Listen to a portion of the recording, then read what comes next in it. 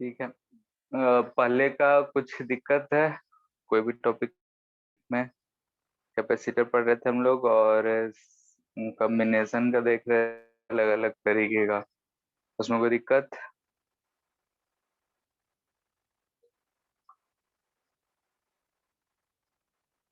बोलो। नहीं sir, problem तो अभी नहीं लग रहा है। ठीक है, तो उसको पढ़ते रहो और जो भी बुक फॉलो करते हो उससे भी थ्योरी एक बार पढ़ो। ठीक है, और जहाँ कहीं भी कुछ समझ ना आए तो उससे पूछो, क्योंकि रीडिंग करना बहुत जरूरी है। क्योंकि रीड करने से अपना माइंड चलता है कि हाँ भाई क्या लिखा हुआ है, कुछ खुद सोचते हैं हम लोग। देखते हैं यहाँ पे डाइलेक्ट्रिक। तो डाइलेक्ट्रिक जो है हम लोग नॉन कंडक्टिंग सबस्टांस को बोलते हैं। Non conducting substance. ठीक है, अगर नॉन कंडक्टिंग यानी कि इंसुलेटिंग टाइप का मटेरियल होगा तो उसे हम लोग बोलते हैं कि ये डाइलेक्ट्रिक है। एग्जाम्पल जो सबसे ज्यादा डाइलेक्ट्रिक स्ट्रेंथ शो करता है वो है क्वार्ट्ज। ठीक है, क्वार्ट्ज जो एक ऐसा मटेरियल है जो डाइलेक्ट्रिक स्ट्रेंथ इसका बहुत हाई है, अच्छा डाइलेक्ट्रिक मटेरियल माना जाता है। तो एग्जाम्पल में क्वार्ट्ज।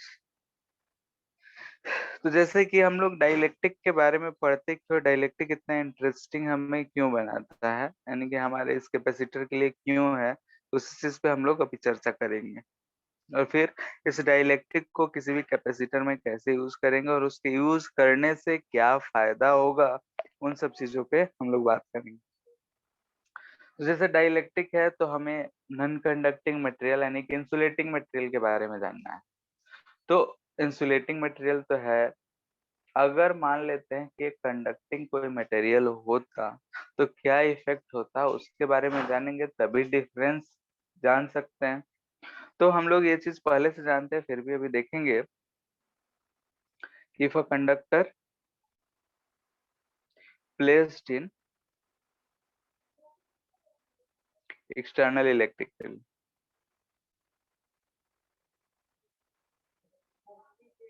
अगर हम एक्सटर्नल इलेक्ट्रिक फील्ड में किसी भी कंडक्टर को रखते हैं, इसे हम मान रहे हैं कि यूनिफॉर्म ही है अपने सहूलियत के लिए, तो रखते हैं तो क्या इफेक्ट होगा। लेट से कि ये हमारे पास एक कंडक्टर कंडक्टर है। कंडक्टर सर क्या थोड़ा होता है ऊपर कीजिए जिसके ना। पास, हाँ यस सर। ठीक है, कंडक्टर है। कंडक्टर के पास बहुत सारे फ्री इलेक्ट्रॉन्स होते हैं, ये तो हमें पता है। हम इसे क्या कर रहे हैं कि एक एक्सटर्नल इलेक्ट्रिक फील्ड इस डायरेक्शन में है और यूनिफॉर्म हम मान रहे हैं, इधर की तरफ ये एक्सटर्नल है। ठीक है, एक्सटर्नल को हम ई नॉट भी लिख सकते हैं, ऐसा है।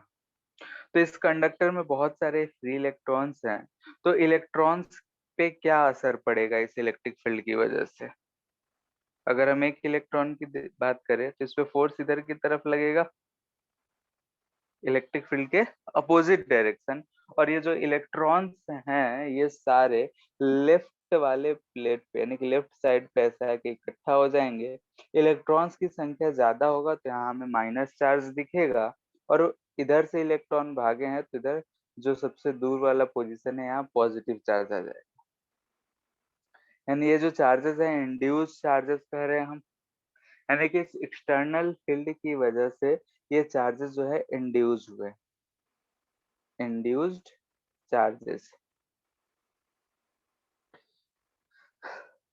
तो अगर हम इसमें किसी एक पॉइंट की बात कर रहे हैं, ठीक है, इस पॉइंट की अगर हम बात कर रहे हैं, कोई भी एक पॉइंट है P, इस पॉइंट की अगर हम बात करें तो इस पॉइंट पे हमें फोर्स क्या दिख रहा है, एक तो ये बाहर वाला जो फोर्स इलेक्ट्रिक फील्ड था ये एक्सटर्नल इधर दिख रहा है, और यहाँ पे इंड्यूस चार्जेस की वजह से इधर से हम बोल रहे हैं कि इंड्यूस्ड। तो एट पॉइंट P अगर हम देखें तो ई नेट की बात करेंगे तो ई एक्सटर्नल माइनस ई इंड्यूस दिख रहा है। ठीक है, अब हम एक प्रॉपर्टी ये जानते हैं कंडक्टर का कि कंडक्टर के इनसाइड में नेट इलेक्ट्रिक फील्ड जो होता है वो जीरो होता है। ठीक है, यानी कोई भी कंडक्टर है उसके अंदर जो इलेक्ट्रिक फील्ड होगा वो 0 होगा। तो यहाँ पे ऐसा क्यों होता है? तो ये जो हम लोग कंडक्टर बोल रहे हैं इसके पास large amount of free electrons होते हैं, of free electrons. Free electrons इसके पास बहुत ही लार्ज अमाउंट में है, यानी कि ये जो इंड्यूस चार्जेस है वो इतना ज्यादा इंड्यूस हो जाता है कि इसके कारण जो इलेक्ट्रिक फील्ड इंड्यूस हो रहा है ये एक्सटर्नल के इफेक्ट को कैंसल आउट कर दे, और ये कैंसल आउट करके 0 हो जाता है, यानी कि ये जो इंड्यूस होता है वो इतना हो जाता है कि एक्सटर्नल के बराबर हो जाए। और ये किस वजह से होता है? तो हम लोग जानते हैं कि जो हमारा कंडक्टर होता है उसमें फ्री इलेक्ट्रॉन्स बहुत ज्यादा होते हैं, तो अगर हम एक्सटर्नल फील्ड में रखते हैं तो लगभग एक्सटर्नल जो इफेक्ट है उसे कैंसल आउट कर देता है। ठीक है,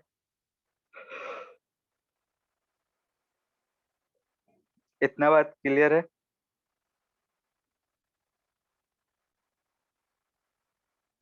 लो, यस सर। ठीक। अब वही हम लोग डाइलेक्ट्रिक या फिर नॉन कंडक्टिंग मटेरियल की बात कर रहे हैं। ठीक है, तो कोई भी मटेरियल जो है नॉन कंडक्टिंग यानी कि इंसुलेटिंग मटेरियल है तो हम इंसुलेटर्स कह सकते हैं। तो हर इंसुलेटर जो है डाइलेक्ट्रिक नहीं है, लेकिन हर डाइलेक्ट्रिक इंसुलेटर हम कह सकते हैं। ठीक है, तो इसीलिए नॉन कंडक्टिंग मटेरियल इंसुलेटर कह रहे हैं, तो ये हमें दो तरह के मिल सकते हैं। कैसे? तो एक पोलर मॉलिक्यूल मिल सकता है, पोलर मटेरियल हो, या फिर नॉन पोलर। पोलर हम किसे कहते हैं? किसी को आइडिया है? जिसमें दो पोल हो, पॉजिटिव। ठीक है, जिसमें एक्चुअली में जैसे पॉजिटिव और निगेटिव चार्ज होता है, यानी कि निगेटिव और पॉजिटिव चार्ज किसी दूरी पे फिक्स हो तो हम लोग बोलते हैं डाइपोल मोमेंट है। यानी कि ऐसे मॉलिक्यूल जिसके पास कुछ डाइपोल मोमेंट है उसे हम पोलर मॉलिक्यूल बोलते हैं, यानी कि molecules in which there is some dipole moment. ठीक है, यानी कि पी जो है जिसका नॉन जीरो है उसे हम क्या बोलते हैं? Polar molecule. जैसे एग्जाम्पल में HCl। ठीक है, HCl को क्या लिखते हैं? H+Cl-। केमिस्ट्री में प्लस टू निगेटिव लिया जाता है, लेकिन फिजिक्स में जो है डाइपोल मोमेंट का डायरेक्शन हम उल्टा ले रहे हैं, माइनस से प्लस। और क्या एग्जाम्पल ले सकते हैं? H2O। ठीक है, H2O में क्या लिखते हैं? OH। इस पे माइनस माइनस चार्ज होता है, प्लस प्लस होता है, इधर की तरफ डाइपोल मोमेंट होगा। ठीक है, यानी कि इन सब के पास अगर हम देखें तो यहाँ पे पी नेट आएगा, सबके पास कुछ ना कुछ डाइपोल मोमेंट है। तो अगर ऐसे मटेरियल्स अगर हमें दिखें तो उसे हम बोलते हैं कि इट इज पोलर मॉलिक्यूल्स या पोलर मटेरियल्स। नॉन पोलर की बात करते हैं, तो नॉन पोलर में क्या होगा कि molecules in which dipole moment is 0। अगर डाइपोल मोमेंट 0 है तो नॉन पोलर मॉलिक्यूल्स कहलाएंगे। जैसे एग्जांपल में Cl2। ठीक है, H2, CO2। इसमें क्या होता है? C double bond O double bond O, neutral रहता है पूरा। ठीक है, तो ऐसे मॉलिक्यूल्स को हम लोग बोलते हैं कि ये नॉन पोलर मॉलिक्यूल्स हैं। Cl है तो Cl रहेगा। ठीक है, तो एक्चुअली में इसे हम लोग रिप्रेजेंट कैसे करेंगे? तो रिप्रेजेंट ऐसे करते हैं कि पॉजिटिव बोलते हैं इसके लिए कि positive and negative centres does not coincides each other. ठीक है, पॉजिटिव और निगेटिव जो है वो दोनों है सेंटर्स जो है एक दूसरे से इंटर कोइंसाइड नहीं कर रहे हैं। यानी कि अगर एक यहाँ पे पॉजिटिव है तो इधर निगेटिव होगा। इन दोनों को कंबाइंड हम लोग इफेक्ट बनाते हैं तो ऐसे बनाते हैं। ठीक है, पॉजिटिव निगेटिव, यानी कि यहाँ पे हमें दिख रहा है कि इधर से इधर सम डाइपोल मोमेंट है। लेकिन वही अगर हम इधर की बात करें तो इधर हम बोलते हैं कि positive and negative centres coincides. ठीक है, पॉजिटिव एंड निगेटिव सेंटर जो कोइंसाइड है, यानी कि यहीं पे पॉजिटिव है यहीं पे निगेटिव है, यानी कि इसको हम लोग ऐसे रिप्रेजेंट करते हैं। प्लस वाला भी यहीं पे है, माइनस वाला भी इसी पे है। हम लोग जानते हैं कि किसी भी मॉलिक्यूल को गोला से रिप्रेजेंट करते हैं, तो इस चीज को हम लोग ऐसे रिप्रेजेंट करेंगे। गोला हो गया प्लस माइनस, यानी कि ऐसा। तो ये हमें दिखा रहा है कि इसका जो है डाइपोल मोमेंट जीरो है, इसका जो डाइपोल मोमेंट वो जीरो नहीं है। तो पोलर मॉलिक्यूल है, नॉन पोलर मॉलिक्यूल्स। तो अगर हम इंसुलेटर्स की बात करते हैं तो इंसुलेटर जैसे H2O बोले, ये सारे वो सब हमें क्या दिखा रहा है कि वो एक मॉलिक्यूल के कॉम्बिनेशन से बना है। उसमें जो है किसी में कुछ डाइपोल मोमेंट है, किसी में डाइपोल मोमेंट नहीं है। ऐसा हमारा मटेरियल होगा।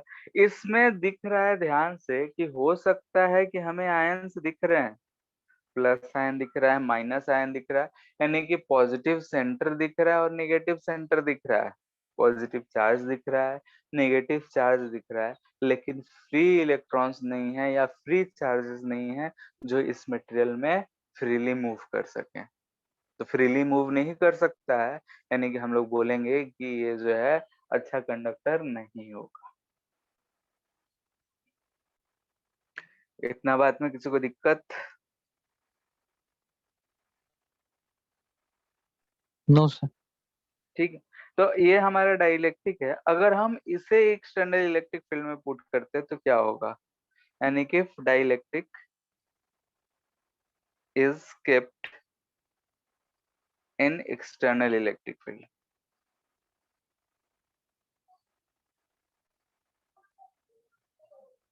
ठीक है, एक्सटर्नल इलेक्ट्रिक फील्ड में अगर हम रखते हैं तो क्या इफेक्ट होगा।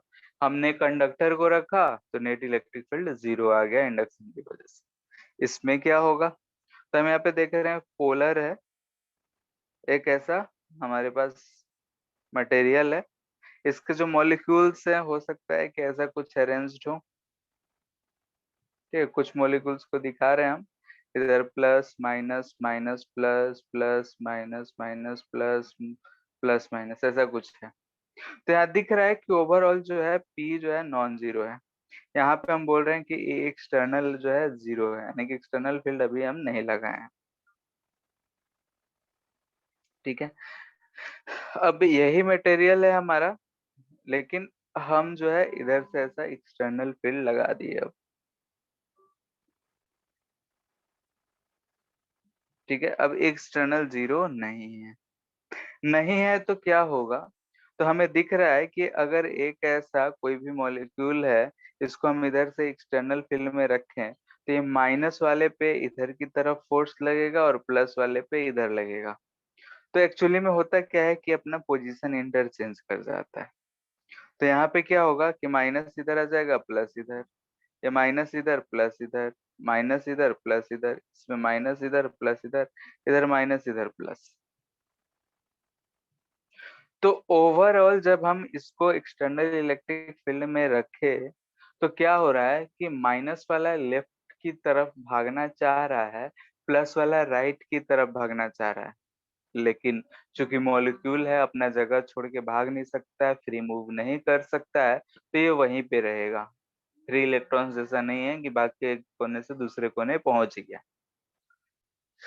तो यहाँ पे अगर हम ध्यान से देखें तो इसमें क्या हो रहा है कि सारे केस में डाइपोल मोमेंट जो है लगभग एक डायरेक्शन में आ रहा है। तो जो पी है, पी डैश अगर हम देख रहे हैं तो ये P1 बोल देते हैं, इसको P2 बोल देते हैं। इस केस में जो डाइपोल मोमेंट है वो ज्यादा हो जा रहा है। यानी कि अगर हम पोलर मॉलिक्यूल्स को एक्सटर्नल इलेक्ट्रिक फील्ड में रख रहे हैं तो इसका पोलरिटी डाइपोल मोमेंट जो है वो बढ़ जा रहा है। ठीक है, डाइपोल मोमेंट जो है बढ़ जा रहा है। क्लियर है इतना?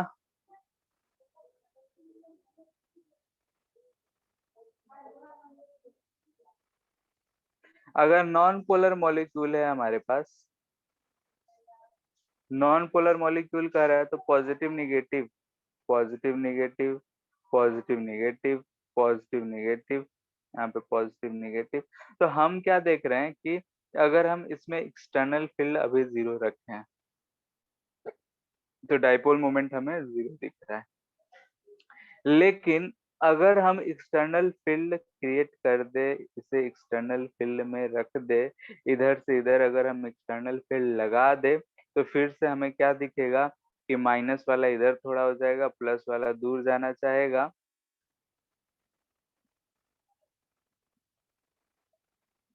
ऐसा कुछ हो जाएगा। अब ऐसे सिचुएशन में हमें दिख रहा है कि सारे में कुछ ना कुछ डाइपोल जनरेट हो गया हर मॉलिक्यूल में, तो पी अब 0 नहीं रहा। ठीक है, तो यहाँ पे हम क्या देख रहे हैं कि जब हम किसी भी नॉन कंडक्टिंग सबस्टांस, पोलर हो या नॉन पोलर हो, उसे एक्सटर्नल इलेक्ट्रिक फील्ड में अगर हम पुट करते हैं तो उसका पोलरिटी बढ़ रहा है। नॉन पोलर है तब भी वो डाइपोल मोमेंट क्लियर हो जा रहा है, नहीं पोलर हो जा रहा है। अगर पोलर है तब भी उसका डाइपोल मोमेंट बढ़ जा रहा है। ठीक है, अभी इन सब चीज से क्या इफेक्ट होगा वो सब हम लोग देखेंगे थोड़ी देर में। फिलहाल इतना बार किसी को दिक्कत? No sir. ठीक है, तो वही चीज लिख रहे हैं यहाँ पे।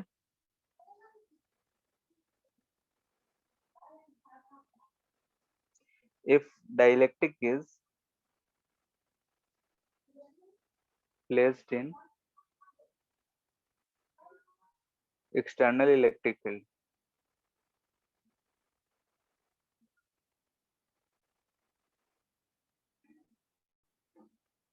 then it develops some induced dipole moment। ठीक है, कुछ डाइपोल मोमेंट इंड्यूस हो जाएगा, extra dipole moment, and dielectric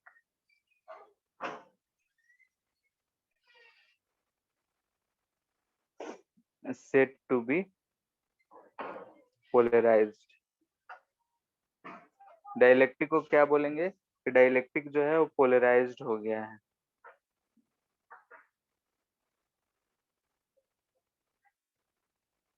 ठीक है, डाइलेक्ट्रिक क्या हुआ है, पोलराइज्ड हो गया है। एंड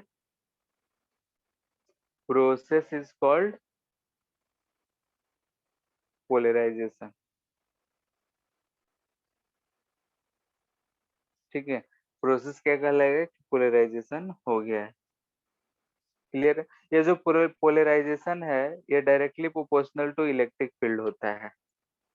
ठीक है, पोलराइजेशन को हम पी से बोल रहे हैं, तो पोलराइजेशन जो है ये directly proportional to electric field होता है। इसे हम लोग लिख सकते हैं पी इक्वल टू इनटू। ठीक है, ये जो है ग्रीक लेटर है, काय पढ़ते हैं, इसका मतलब होता है, ठीक है, इसको हम लोग बोलते हैं ससेप्टिबिलिटी।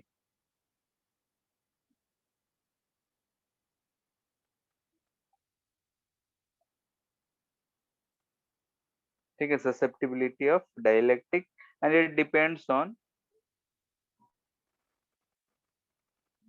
मोलिकुलर प्रॉपर्टी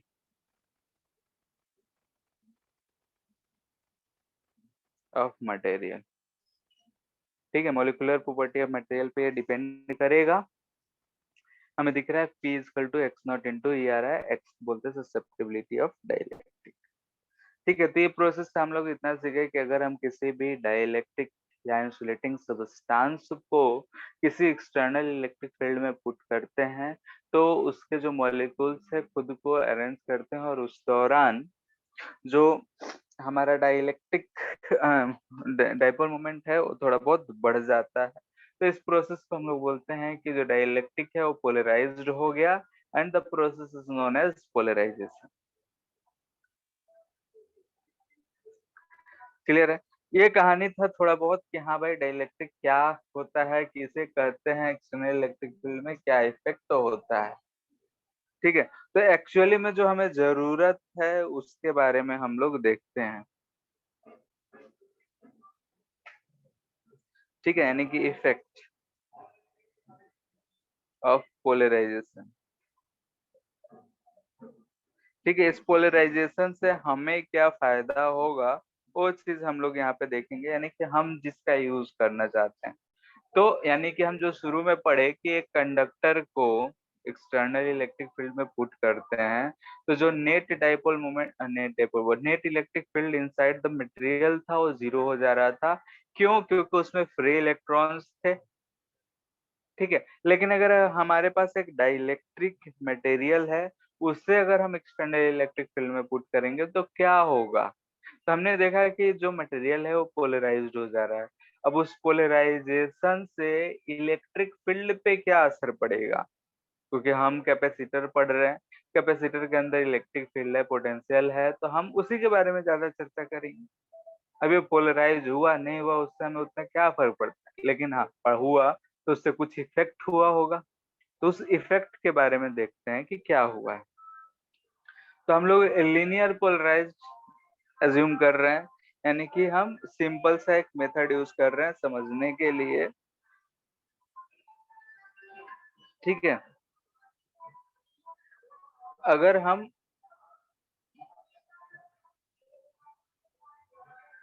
इसे एक्सटर्नल इलेक्ट्रिक फील्ड हम में रखे हैं, तो जो भी मटेरियल हो पोलराइज होगा। हम पोलराइजेशन बोल रहे हैं कि ऐसा कुछ हो रहा है। ठीक है, लिनियरली हम मान रहे हैं कि ऐसा मॉलिक्यूल्स जो है डिस्ट्रीब्यूटेड है, हम अपने समझने के लिए। ठीक है, ऐसे ही चार लाइन ही मानते हैं। तो यहाँ पे देखेंगे कि minus plus minus plus minus plus minus plus, ऐसा खुद को ये अरेंज कर लिया होगा। हर मॉलिक्यूल ऐसा हो गया होगा। ठीक है, ऐसा एकदम लिनियर हो हर मटेरियल में, ऐसा जरूरी नहीं है, लेकिन हम समझने के लिए कर रहे हैं। इतना के बाद अगर देखें तो हमें क्या दिख रहा है कि ये सारे जो हैं ये सारे मिलकर न्यूट्रल दिख रहे हैं, और हमें दिख रहा है कि इधर एक माइनस चार्ज और इधर एक प्लस चार्ज। बाकी अंदर वाला सब एक दूसरे को कैंसल आउट करता हुआ न्यूट्रलाइज होता हुआ दिखेगा, यानी कि फाइनली हमें ऐसा मिल रहा है कि हमें यहाँ पे एक माइनस चार्ज दिख रहा है और इस पे एक प्लस चार्ज दिख रहा है। दिख रहा है सबको? Yes sir. ठीक है, क्या ये अब हमें सेम कंडक्टर जैसा बिहेव हो रहा है? ठीक है, कंडक्टर जैसा कर रहा है, लेकिन इसका जो चार्ज का इंडक्शन है इसमें लिमिटेशंस हैं। फ्री इलेक्ट्रॉन्स यानी कंडक्टर में कोई लिमिटेशंस नहीं था। यहाँ पे जो इंडक्शन है वो बस साइड वाले जो मॉलिक्यूल्स थे उन्हीं की वजह से हो रहा है। तो यहाँ पे इंडक्शन इंड्यूस चार्ज तो हुआ है, चार्ज हम कह रहे हैं कैसे हो रहा है ये प्रोसेस हम समझ गए हैं, बट हैव लिमिटेशंस। ठीक है, इसके पास अगर लिमिटेशन है तो जो इलेक्ट्रिक फील्ड इंड्यूस होगा इस चार्ज की वजह से, इसमें भी लिमिटेशन होगा। ठीक है, यानी कि अगर हम इस फील्ड में देखें, एक साइड प्लस दिख रहा है एक साइड माइनस, तो इस प्लस से माइनस की तरफ एक इलेक्ट्रिक फील्ड इंड्यूस हो रहा है। इधर तो एक्सटर्नल इलेक्ट्रिक फील्ड था ही, यानी कि इस पॉइंट पे हम इधर देखें तो ये एक्सटर्नल दिख रहा है। ठीक है, तो इस पॉइंट P पे अगर हम बात करें, यानी कि पॉइंट P, ठीक है, तो E नेट अगर हम लिखते हैं तो क्या लिखेंगे? E external minus E induce, और ये जो है नॉन जीरो होगा। नॉन जीरो होगा क्योंकि इसमें इंड्यूस जो है अनलिमिटेड नहीं हो सकता, उसका कुछ लिमिटेशंस है। अगर हम एक्सटर्नल फील्ड जितना बढ़ाते जाएंगे वैसा वैसा इसमें पोलराइजेशन होगा, लेकिन वो अनलिमिटेड नहीं होगा कि इस एक्सटर्नल इलेक्ट्रिक फील्ड को कैंसल आउट कर दें। ठीक है, यानी कि दोनों में हमें कुछ एक डिफरेंस मिला, यानी कि इसमें भी इलेक्ट्रिक फील्ड अपोज कर रहा है लेकिन पूरी तरीके से नहीं कर रहा है। ठीक है, तो हम लोग एक टर्म पढ़े थे एप्सिलॉन, तो एप्सिलॉन आर बोले थे कि एप्सिलॉन किसी भी मीडियम का epsilon equal to epsilon not into r. यहाँ पे एप्सिलॉन बोला जाता था कि it is permittivity of any medium. Permittivity यानी कि कितना इलेक्ट्रिक फील्ड को अलाउ करता है पास करने, यानी अपोज करता है। यानी कि परमिटिविटी क्या है? टिविटी ऑफ मीडियम बोला करते थे। ये क्या रिप्रेजेंट करता है? तो ability to oppose oppose ability to oppose electric field to pass through it. ठीक है, यानी कि ये किसी भी मीडियम का एबिलिटी है, ability to oppose the electric field to pass through it, उससे पास करने का एबिलिटी है। ठीक है, तो एप्सिलॉन रिलेटिव बोलते हैं, epsilon not by E by epsilon not आएगा। ठीक है, यानी कि यहाँ से दिख रहा है कि इस चीज को हम लोग बोलते हैं, ये है डाइलेक्ट्रिक कांस्टेंट। ठीक है, या फिर पहले बोलते थे रिलेटिव परमिटिविटी।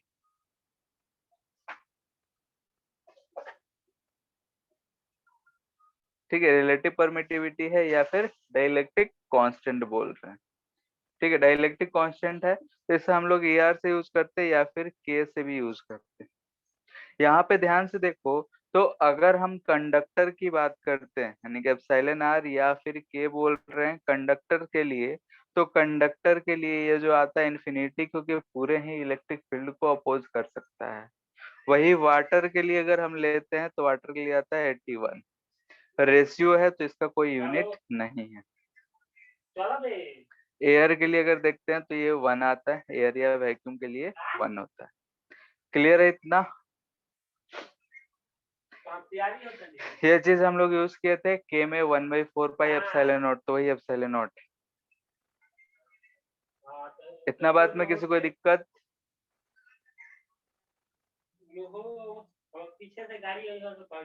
बोलो।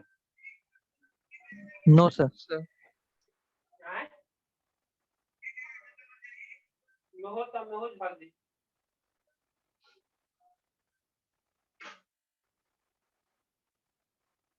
किसी भी मीडियम में अगर हम इलेक्ट्रिक फील्ड लिखते हैं तो क्या होता है, एयर में जितना होता है उसका के टाइम्स घट जाता है। ये चीज हम लोग पढ़े थे फोर्स वाले चैप्टर में। ठीक है, कि F बराबर F बाई के होता है, तो एक चार्ज नहीं है तो electric field equal to electric field by k times हो जाता है। के यहाँ पे डाइलेक्ट्रिक कांस्टेंट है, वो अलग इलेक्ट नहीं है, कांस्टेंट। ठीक है, तो फ्रॉम इक्वेशन 1 हम क्या कर सकते हैं?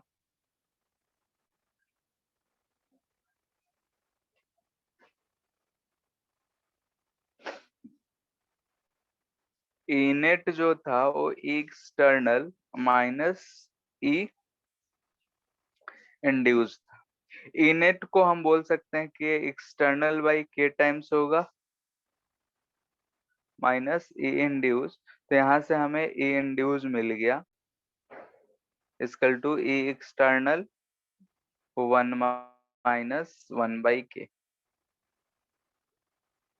ठीक है, यानी कि जो इंड्यूस इलेक्ट्रिक फील्ड का अगर हमें वैल्यू पूछा जाए तो एक्सटर्नल इलेक्ट्रिक फील्ड पता है तो हम पता कर सकते हैं।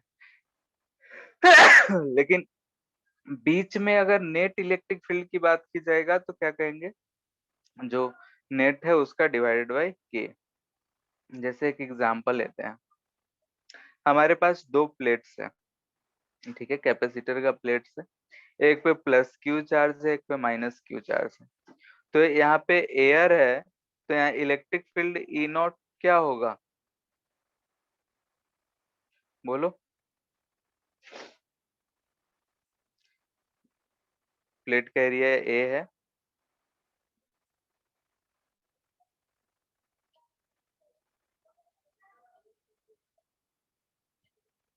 तो बोलो इलेक्ट्रिक फील्ड कितना होगा?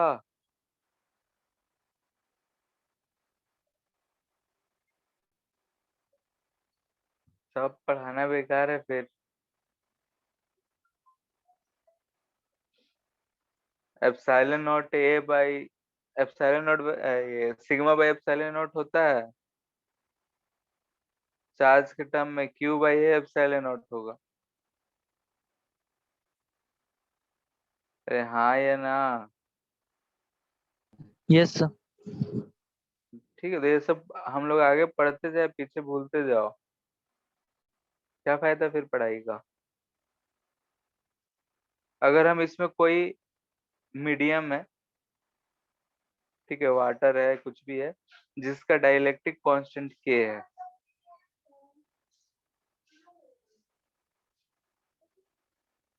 ठीक है, तो अगर इस केस में हमसे बोला जाएगा कि यहाँ पे इलेक्ट्रिक फील्ड नेट कितना है, तो ई नेट अगर हमें लिखना होगा तो क्या लिखेंगे? एयर में कितना था? Q by a epsilon not, तो अब लिखेंगे q by a epsilon r, medium का लिखते हैं एप्सिलॉन, यानी कि q by a epsilon r into epsilon not. Epsilon r को ही के बोलते हैं, तो ये हमें दिख रहा है कि नॉट बाई के टाइम्स हो जाता है। ठीक है, तो वही चीज हम ऊपर लिखे थे कि अगर कोई भी मीडियम में रखते हैं तो नेट जो है dielectric times E not by के हो जाएगा। ठीक है, ये इनेट है, लेकिन अगर सिर्फ ई इंड्यूस्ड की बात की जाएगी तो ई इंड्यूस्ड इतना आएगा। ठीक है, यहाँ पे हम इंड्यूस्ड की बात नहीं कर रहे, इनेट की बात कर रहे।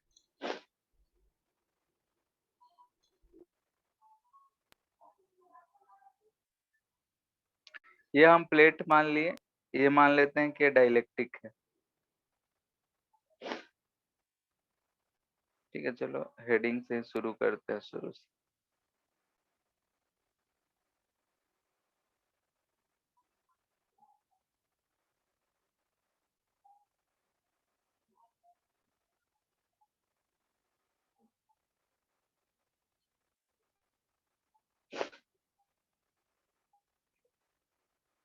डाइलेक्ट्रिक क्या होता है, कैसा इफेक्ट होता है, वो सब चीजें हम लोग देख ली। अब डाइलेक्ट्रिक को कैपेसिटर के अंदर में डालेंगे। ठीक है, तो डाइलेक्ट्रिक ये कैपेसिटर है, कैपेसिटर के दो प्लेट्स है और इसके बीच में हम ऐसा डाइलेक्ट्रिक डाल दी। ठीक है, ये डाइलेक्ट्रिक डालने से क्या क्या फायदा होगा, कैसा इफेक्ट होगा, वो सब चीज देखते हैं। तो जैसे कि हम यहाँ पे एक डाइलेक्ट्रिक मीडियम डाले हैं, ठीक है, तो ये डाइलेक्ट्रिक का कांस्टेंट जो है के है। अब ये डालने से हमें क्या इफेक्ट होगा, इस पे हम चर्चा करते हैं। तो मान लेते हैं कि इस पे प्लस क्यू चार्ज है, इस पे माइनस क्यू चार्ज है, तो इलेक्ट्रिक फील्ड, यहाँ पे अगर हम इलेक्ट्रिक फील्ड ई की बात करें तो ई जो लिखेंगे वो लिखेंगे q by a epsilon not, और यहाँ पे के टाइम्स घट रहा है तो के ए लिखेंगे। एयर में होता तो Q by a epsilon not, या मीडियम है तो क्यू बाई के ए एप्सिलॉन नॉट। इसका एरिया जो है प्लेट का, ऐसा अगर प्लेट है, इसका एरिया जो है वो हम बोल रहे हैं ए है, इन दोनों के बीच का दूरी डी है। तो अगर हम ये दो प्लेट्स ए और बी बोल रहे हैं, तो यहाँ से हम बोल रहे हैं इलेक्ट्रिक फील्ड इतना है, यानी कि हम बोल सकते हैं कि potential difference between a and b, यानी कि V a minus b b, जिससे हम बोल रहे हैं बी है, वो कितना होगा? तो ई इंटू डी होगा। तो v इजकल टू हम लिख सकते हैं क्यू डी बाई के ए एप्सिलॉन नॉट। अब हम ये तो जानते हैं कि कैपेसिटेंस जो होता है क्यू बाई वी होता है, तो क्यू बाई वी यहाँ से क्या दिख रहा है? के ए epsilon not by D. Epsilon not a by D क्या हम लोग पहले से जानते हैं क्या होता है? होता है यहाँ पे सी नॉट, क्या बोल रहे हैं? C not equal to capacitance in air, यानी कि अगर एयर दोनों के बीच में रहेगा तब epsilon not a by D, जिसे हम बोलते हैं। तो यहाँ पे अगर हम डाइलेक्ट्रिक के डाले हैं तो कैपेसिटेंस ऑफ अ कैपेसिटर क्या दिख रहा है कि के टाइम्स बढ़ गया। ठीक है। यानी कि अगर कोई भी कैपेसिटर के अंदर में हम डाइलेक्ट्रिक पुट करें तो उसका चार्ज स्टोरिंग एबिलिटी बढ़ जाता है। अब वो ज्यादा चार्ज स्टोर कर सकता है सेम पोटेंशियल में। क्लियर है? Also yes sir. हमें एक प्लेट पॉजिटिव दिख रहा था, एक प्लेट निगेटिव दिख रहा था। दो प्लेट्स ऐसे रखे थे तो क्या इन दोनों पे इधर एक दूसरे की तरफ अट्रैक्टिव फोर्स लगता? अपोजिट चार्ज है, अट्रैक्ट करेगा, दोनों प्लेट्स पे फोर्स लग रहा है। हम ये जो दूरी है ये बहुत छोटा दूरी रखते हैं क्योंकि epsilon not a by D D जितना छोटा उतना ही कैपेसिटेंस ज्यादा। तो एक पॉजिटिव चार्ज प्लेट है, एक निगेटिव चार्ज प्लेट है, दोनों को एक फिक्स दूरी पे हम सेपरेट करके रख नहीं सकते हैं। दोनों एक दूसरे की तरफ खींच रहा होगा, हमें उसे रोक के रखना बहुत मुश्किल का काम होगा। लेकिन अगर हम इन दोनों के बीच में एक इंसुलेटिंग मटेरियल डाल दें तो हमारा काम तो आसान हो गया। समझ आ रहा है? यानी कि एक प्लेट है, एक प्लेट है, दोनों के बीच में हम पॉलिथीन का थिकनेस जितना भी यानी कि प्लास्टिक ही डाल दिए, तो दोनों को तो अब अलग अलग रख लिए। ठीक है। यस तो हमें एडवांटेज क्या दिख रहा है? पहला ये दिख रहा है कि कैपेसिटेंस इंक्रीजेस।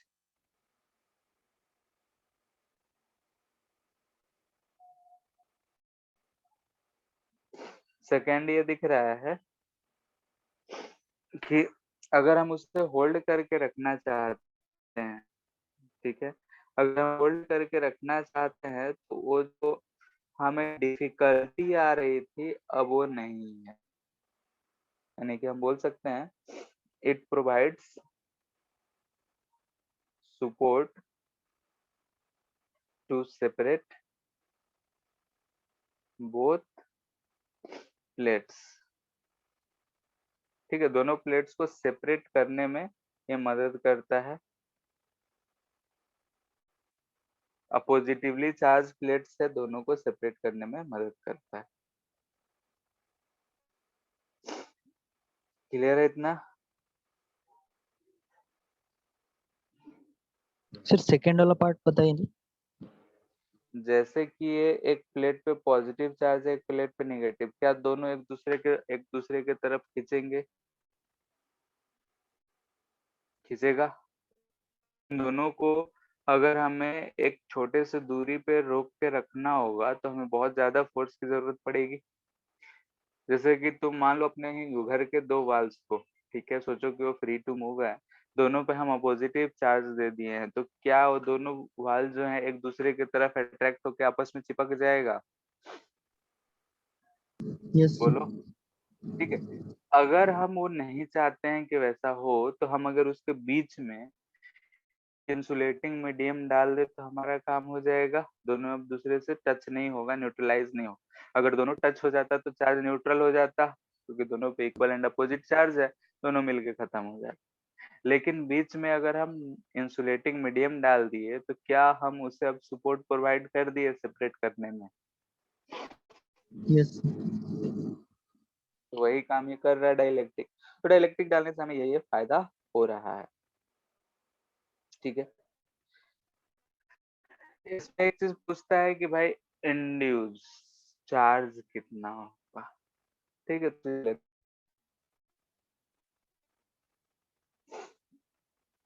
इंड्यूस्ड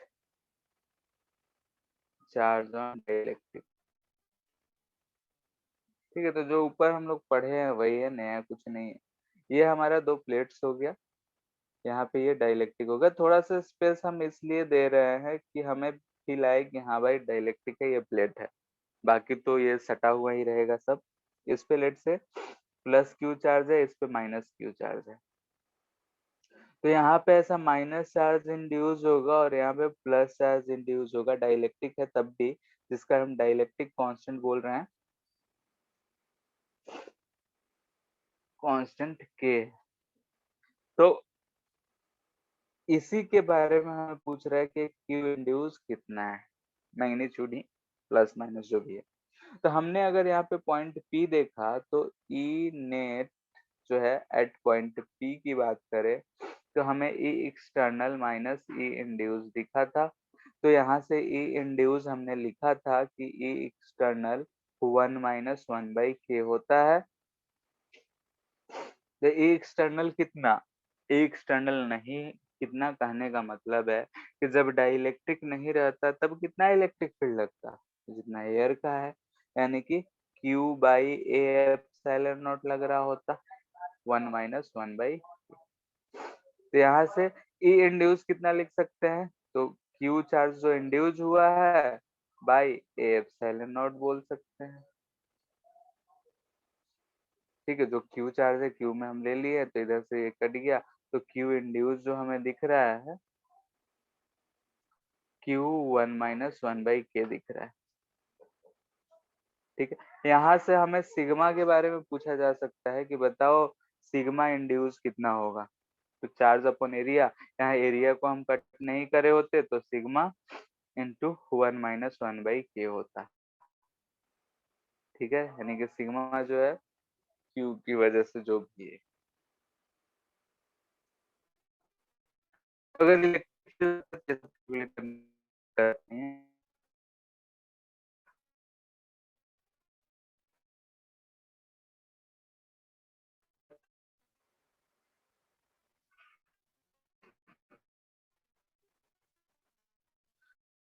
वो सर आवाज कट रहा है। आवाज कट रहा है सर। बोल रहे हैं अभी तक जितना पढ़े उसमें कोई दिक्कत। No sir. No sir. No sir. ठीक है, तो अभी तक हम लोग ये चीज सब देखे हैं कि अगर हम डाइलेक्ट्रिक है क्या effect होता है। ठीक सर आवाज कट रहा है। है, और आगे यस सर।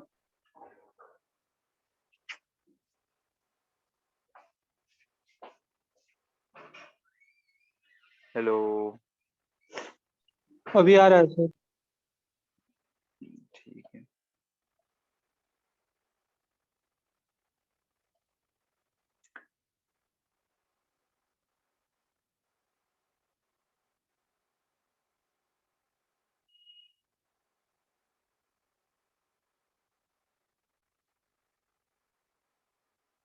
नेक्स्ट देखते हैं डाइलेक्ट्रिक स्ट्रेंथ क्या होता है एंड ब्रेकडाउन पोटेंशियल।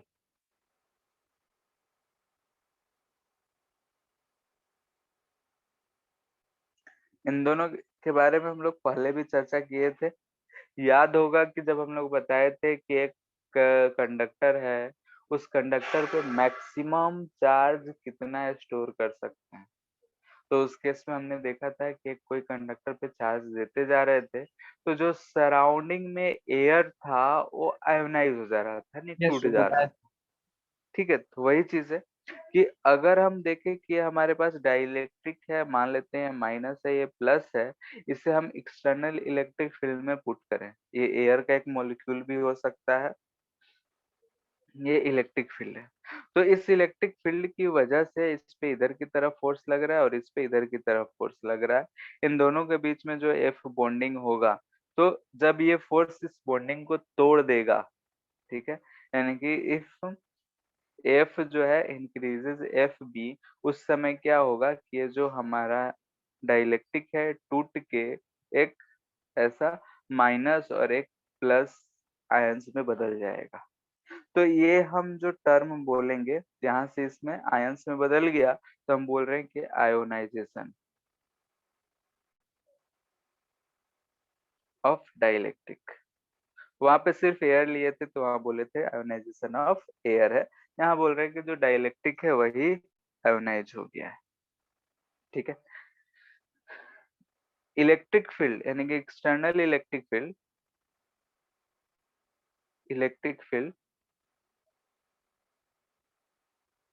एट विच, और ये जो प्रोसेस है इसे हम बोल रहे हैं ब्रेकडाउन ऑफ डाइलेक्ट्रिक। डाइलेक्ट्रिक जो है अब टूट गया है, तो external electric field at which dielectric breaks. ठीक है, डाइलेक्ट्रिक जो है कितने इलेक्ट्रिक फील्ड पे टूटता है इज कॉल्ड डाइलेक्ट्रिक स्ट्रेंथ, इसे ही कहते हैं।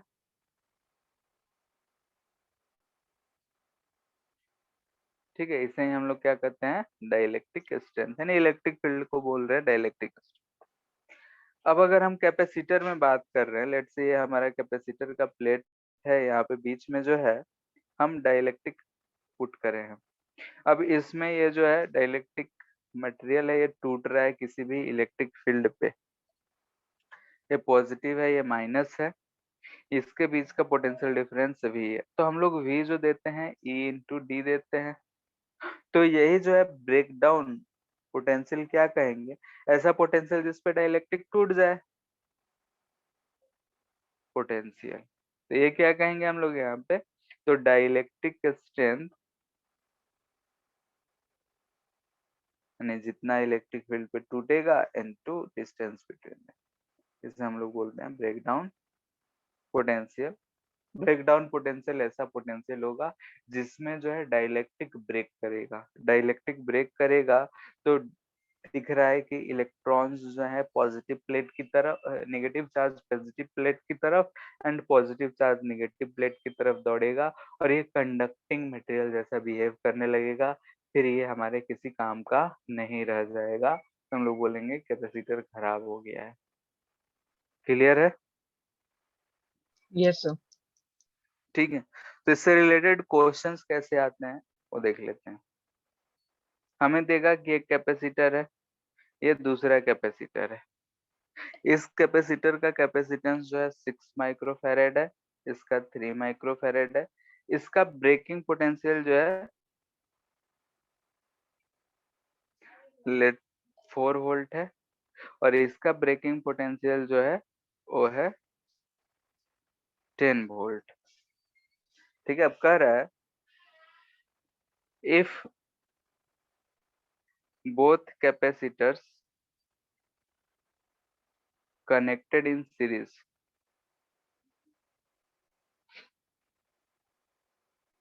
then ब्रेकिंग पोटेंशियल क्या होगा, ब्रेकिंग पोटेंशियल या ब्रेकिंग वोल्टेज क्या होगा, पता कर सकते हो?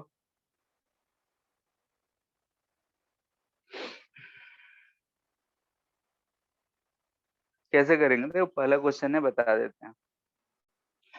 यहाँ पे हमें ब्रेकिंग पोटेंशियल यानी कि ये जो कहना चाह रहा है कि ये जो पोटेंशियल है यानी कि मैक्सिमम पोटेंशियल है, यानी कि ये जो कैपेसिटर है इस कैपेसिटर के क्रॉस मैक्सिमम वोल्ट जो है इतना हो सकता है, यही कहना चाह रहा है। इससे ज्यादा होगा तो ये कैपेसिटर काम नहीं करेगा, टूट जाएगा। क्लियर? तो यहाँ पे मैक्सिमम जो है पोटेंशियल है, तो इस पे अगर हम मैक्सिमम चार्ज की बात करें तो क्यू मैक्स कितना होगा बता सकते हो? वी मैक्स इंटू सी यानी कि 24 माइक्रोकूलम। उसी तरीके से इसका ये पोटेंशियल मैक्सिमम है तो क्यू मैक्स कितना हो सकता है, 30 माइक्रोकूलम। किसी को दिक्कत? अब यहाँ आंसर पे आते हैं, हम इसे सीरीज में ज्वाइन करें। सीरीज में हम जब ज्वाइन करे हैं तो सीरीज में हम जानते हैं कि जो चार्ज होगा वो सेम होगा। तो बताओ कि इससे अगर हमें चार्ज सेम देना होगा तो हम मैक्सिमम कितना चार्ज इससे पास कर सकते हैं, बोलो, सेफ्टली वर्क करने के लिए। हेलो,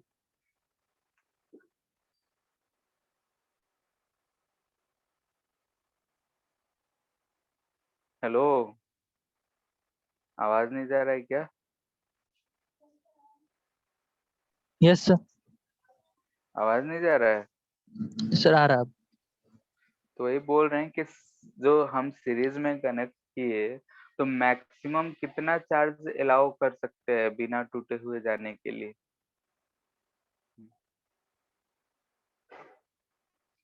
6 वाला 24 से ज्यादा पे टूट जाएगा, यस बोलो। Yes sir. तो ये मैक्सिमम हम इससे कितना पास कर सकते हैं, 24। 24। यस ठीक है, तो इसको अगर हम ध्यान से देखें तो ये हमें ऐसा ही दिख रहा है, दोनों का सी इक्विवेलेंट निकालेंगे तो क्या आएगा, 2 माइक्रोफैरेड, Yes. और इस पे चार्ज मैक्सिमम कितना दे सकते हैं? 24 माइक्रो कूलम। तो इसके क्रॉस का पोटेंशियल जो होगा मैक्सिमम वी मैक्स कितना आ जाएगा? कितना आ जाएगा? Q बाई सी इक्विवेलेंट, यानी कि 12 वोल्ट। तो यही जो होगा ये क्या होगा? यही जो होगा इसका ब्रेकिंग पोटेंशियल होगा, यानी कि हम इसे 12 वोल्ट से कनेक्ट कर सकते हैं। सर क्यू मैक्स को 12 ही क्यों, 24 ही क्यों लेंगे? 24 से ज्यादा होगा तो क्या ये 6 वाला टूट जाएगा? ये ब्रेकिंग ब्रेक पोटेंशियल ब्रेक कर 4 है। जाएगा, जैसे ब्रेक कर हाँ, जाएगा। क्लियर है। 25 यस। करेंगे तो ब्रेक कर जाएगा। तो यस। भले ही 3 वाला ना करे, लेकिन हमारा सर्किट तो ब्रेक कर ही गया। यस। ठीक है, तो इसलिए अगर दोनों को पैरेलल में कनेक्ट किए होते तो सर इसमें इसमें वी मैक्स थे। हाँ, तो क्या आ जाएगा बताओ? दोनों का पोटेंशियल सेम होना चाहिए।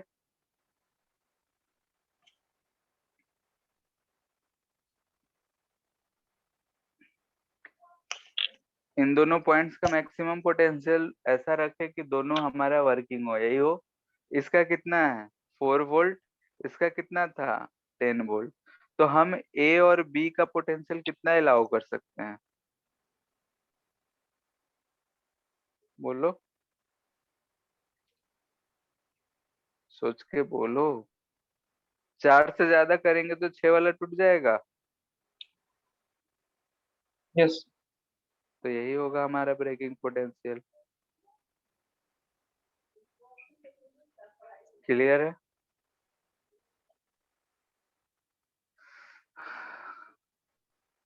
दिक्कत है तो पूछ लो, क्योंकि इसमें ये चीज चेक करना होता है। तो सर इसका मतलब किसी मतलब पैरेलल में लगाया सीरीज में आंसर एक ही आएगा। एक ही कहाँ आ रहा है? ऊपर वाले के लिए आंसर क्या है? 12 हाँ वोल्ट आया है। हाँ हाँ, हाँ सर, हम इधर देख रहे थे, इधर 24 माइक्रो कूलम, उसमें दिमाग भटक गया। अच्छा। ऊपर वाले के लिए सीरीज में किए हैं तो क्या है? 12 वोल्ट। पैरेलल में कर रहे हैं तो 4 वोल्ट, क्योंकि हमें दोनों को वर्किंग रखना है। कोई भी एक टूट गया तो खराब हो गया हमारा सर्किट। ठीक है। Yes sir. ठीक है, तो ऐसे से सिंपल सिंपल इस पे क्वेश्चन रहता है, नहीं तो किसी क्वेश्चन में यूज करना होगा। Insertion dielectric. ठीक है, डाइलेक्ट्रिक को अब हम इंसर्ट कर रहे हैं। तो हम लोग इंसर्ट कैसे कर सकते हैं? एक तो कर सकते हैं कि हमारे पास ये दो प्लेट्स दे रखे हैं, इस पे कोई चार्ज नहीं है, किसी बैटरी से कनेक्टेड नहीं है, हम इसके अंदर डाइलेक्ट्रिक को भर दें। कर सकते हैं। ठीक है। तो उस केस में अगर करेंगे तो हमें कोई फर्क नहीं पड़ेगा, ना ही उस पे पहले से चार्ज है तो चार्ज चेंज होगा, ऐसा कुछ नहीं होगा। तो हम लोग दो केसेस यहाँ पे डिस्कस करेंगे। एक कि एट कांस्टेंट वोल्टेज। ठीक है, कांस्टेंट वोल्टेज पे अगर हम लोग इंसर्ट करें तो क्या होगा, और second at fixed charge on plates.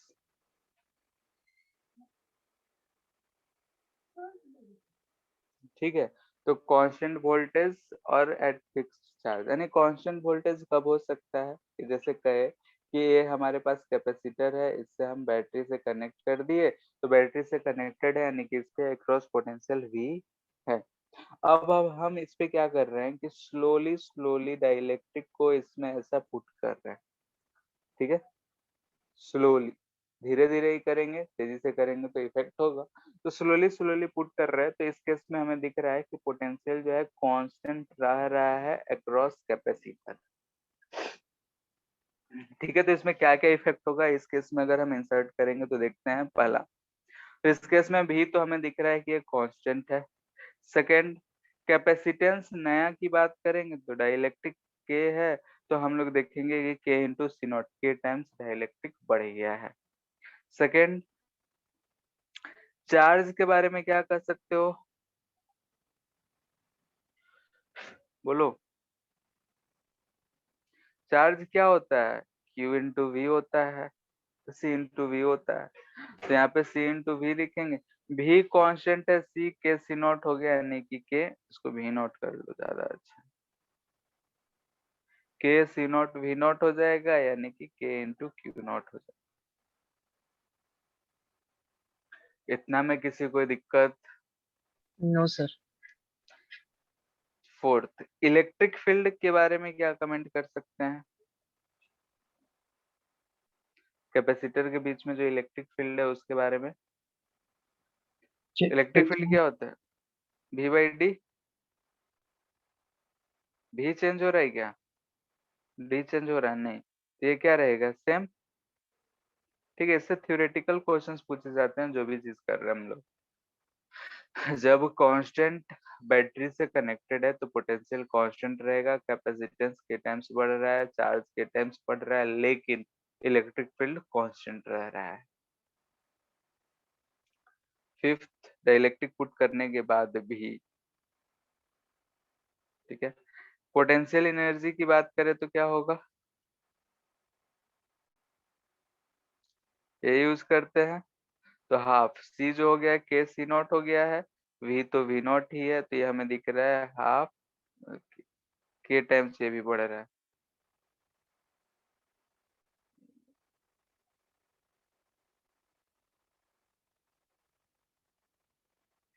के इंटू यू नॉट हो जा रहा है। क्लियर है इतना? Yes, sir.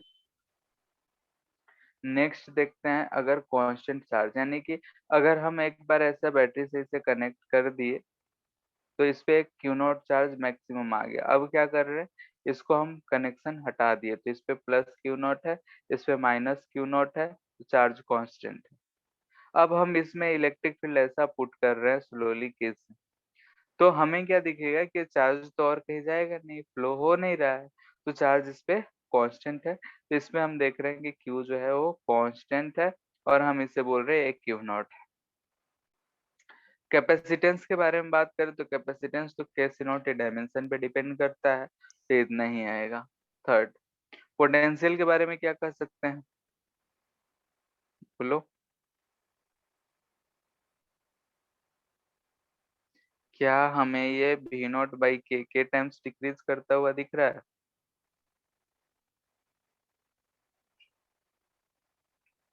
बोलो। Yes. V change होगा.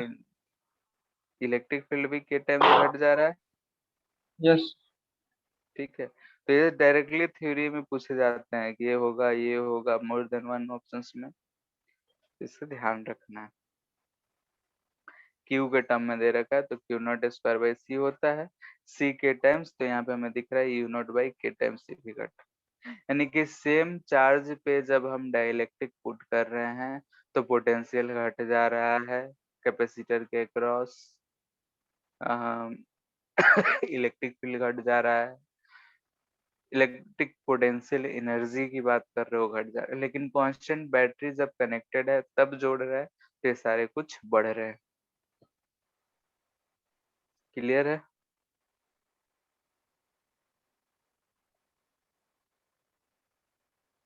इतना में कोई दिक्कत? No, sir. ठीक है, तो ये सब डाइलेक्ट्रिक हमने पुट कर दिया। अब है कि फाइंडिंग इक्विवेलेंट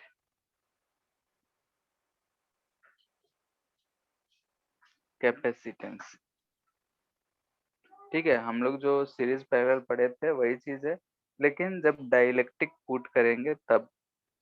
तो देखते हैं, हम लोगों ने देखा था कि अगर ये हमारा कैपेसिटर है, इसमें कोई भी एक डाइलेक्ट्रिक के डालते हैं तो इसका कैपेसिटेंस सी जो है के इंटू सी नॉट हो जा रहा है। ठीक है, लेकिन ऐसा हो सकता है कि जो हमारा कैपेसिटर रहे, ठीक है, ये प्लेट है, इसके बीच में ऐसा दो तीन मटेरियल डाल दिया जाए, एक, दो, तीन, ठीक है, हम बोल रहे हैं इसका थिकनेस T1 है, इसका थिकनेस T2 है, इसका थिकनेस T3 है, में भी हो सकता है। इसका dielectric constant K1, K2 and K3 है। ठीक है, इसका अगर हम लेते तो ये प्लेट का एरिया A है और ये D अगर हम लें तो इसे लिख सकते थे K एप्सिलॉन नॉट A/D। इसमें क्या करेंगे बोलो? यहाँ पे क्या हमें ऐसा दिख रहा है क्या कि 3 कैपेसिटर दिख रहे हैं और तीनों आपस में ऐसे सीरीज में कनेक्टेड है? दिख रहा है? ये Yes, sir. थिकनेस T1 है, ये थिकनेस T2 है एंड ये थिकनेस T3 है। एरिया सबका A ही है, सबका एरिया बराबर है, तो एरिया में कोई दिक्कत नहीं है। यहाँ पे डाइलेक्ट्रिक K1 डला हुआ है, यहाँ डाइलेक्ट्रिक K2 डला हुआ है और यहाँ डाइलेक्ट्रिक K3 डला हुआ है। तो इसके लिए हम C1 लिख सकते हैं कितना? K1 epsilon not A/T1। C2 क्या लिखेंगे? K2 epsilon not A/T2 and ऐसे ही C3 क्या लिखेंगे? K3 epsilon not A/T3। जैसा ऊपर लिखे वैसा ही लिख लिए, पर हमें तो कॉम्बिनेशन चाहिए। तो यहाँ पे हमें दिख रहा है कि सीरीज है, तो 1/C इक्विवेलेंट क्या आएगा? 1/C1 plus 1/C2 plus 1/C3। तीनों को जोड़ दे, तो यहाँ पे हमें मिलेगा T1 by K1 plus T2 by K2 plus T3 by K3। यहाँ पे नीचे में ध्यान से देखो तो 1/एप्सिलॉन नॉट A कॉमन हो गया, उससे हम निकाल। ठीक है, खैर तो यहाँ से C इक्विवेलेंट अगर हम लिखेंगे तो क्या लिखेंगे? Epsilon not A divided by T1 by K1 plus T2 by K2 plus T3 by K3। Clear है? तो ऐसे ही Yes, sir. हमें सॉल्व करना होगा। ठीक है, डायरेक्ट ये फॉर्मूला हम लोग याद कर सकते हैं कि अगर ऐसा दिया रहे तो हम लोग ऐसे लिख के आराम से फाइंड कर सकते हैं। क्लियर है?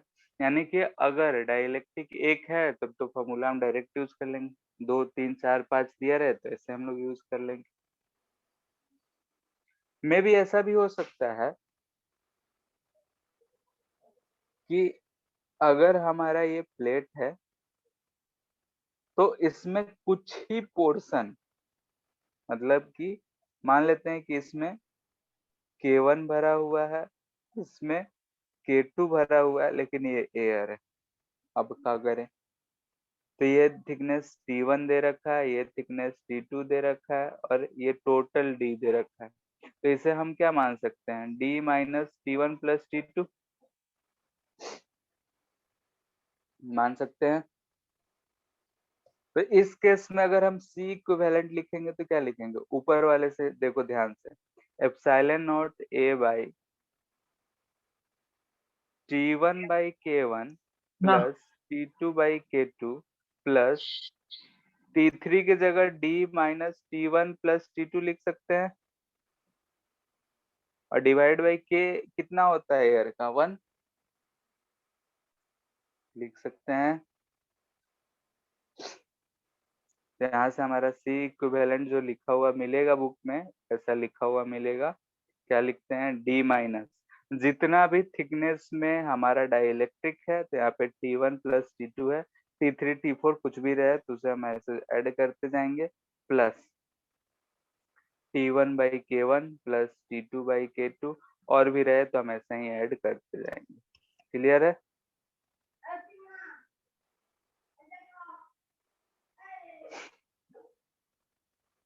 Hello, yes, sir. ठीक है, तो ये चीज है। अगर एयर दिया रहा है तो इस तरीके से हम लोग इसे फाइंड कर सकते हैं।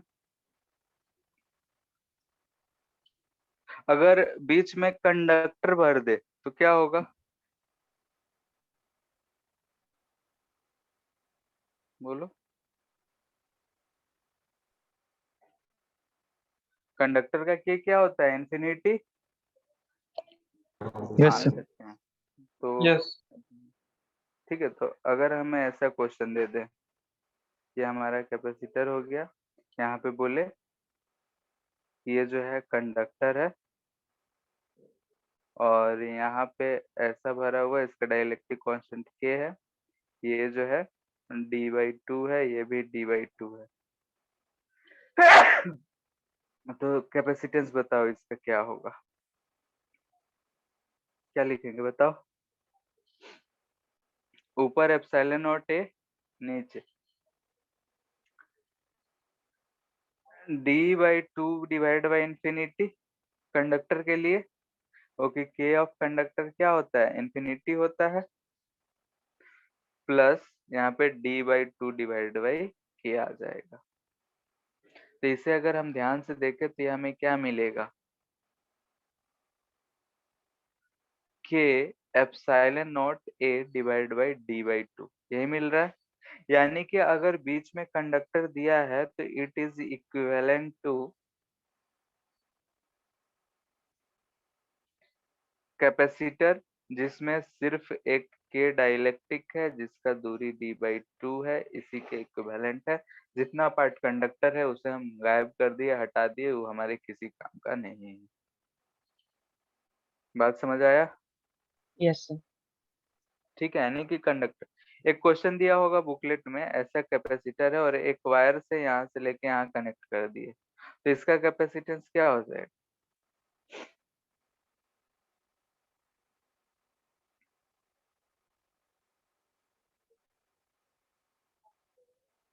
इस पे ध्यान से देखो तो इसमें पॉजिटिव चार्ज नेगेटिव चार्ज, ये कंटिन्यूअस चार्ज फ्लो करता रहेगा। ठीक है, ये मतलब यही हो गया कि पूरे पार्ट को हम कंडक्टर से फिल कर दिए। कंडक्टर से फिल करेंगे तो यहाँ पे सी दिख रहा है, epsilon not a by D by infinity zero, यानी कि इनफाइनाइट दिख रहा है, दिख रहा है। Yes, sir.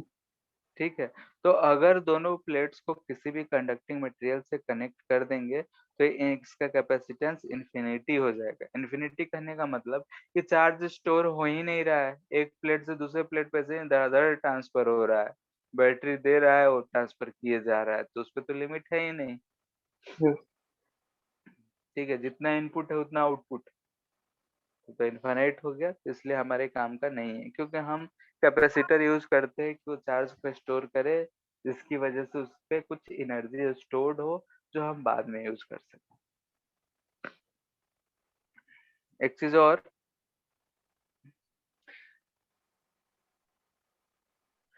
सॉरी,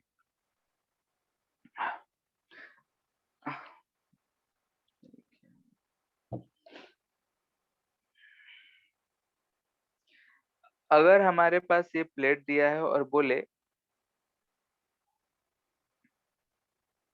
कि हम ये के डाइलेक्ट्रिक रखे हैं टी थिकनेस का, लेकिन हम बीच में रखे हैं, ठीक है, तो इसका भी अगर हम सी इक्विवेलेंट पता करेंगे तो क्या मिलेगा, एप्सिलॉन नॉट ए बाई, बोलो, चलो इसे x बोल देते हैं, इसे y बोल देते हैं, तो क्या लिखेंगे बोलो,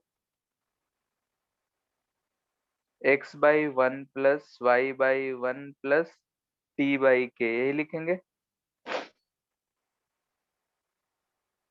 बोलो।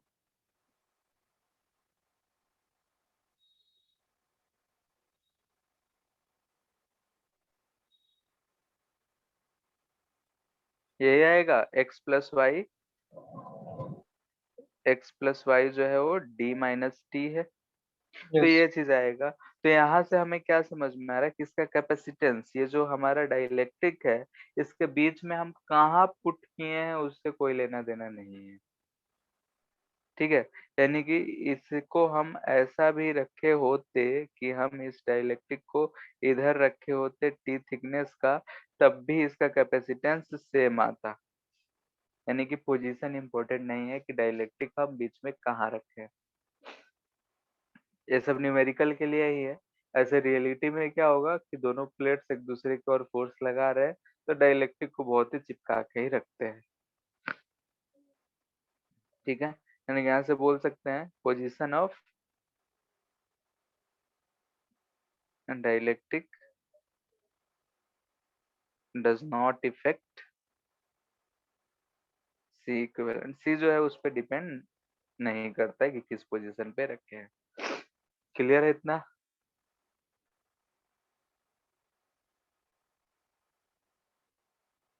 Hello, Yes, sir. ठीक है। तो ये सारी चीज हम लोगों ने देखा कि अगर कोई भी कैपेसिटर है तो कैपेसिटर पे अगर हम लोग कैपेसिटेंस निकालना चाह रहे हैं तो ये सारी चीजें आ रही है।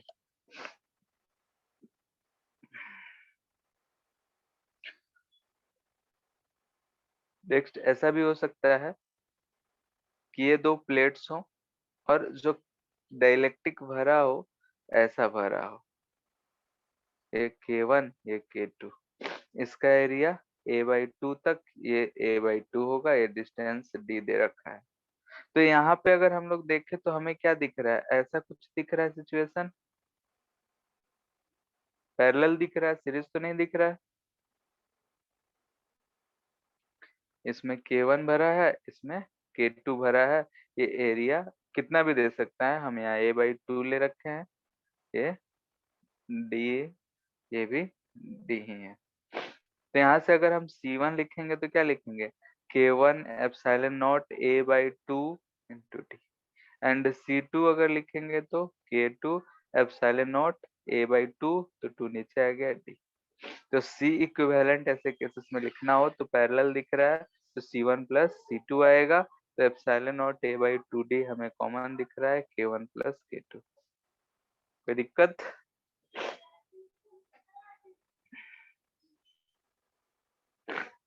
हेलो,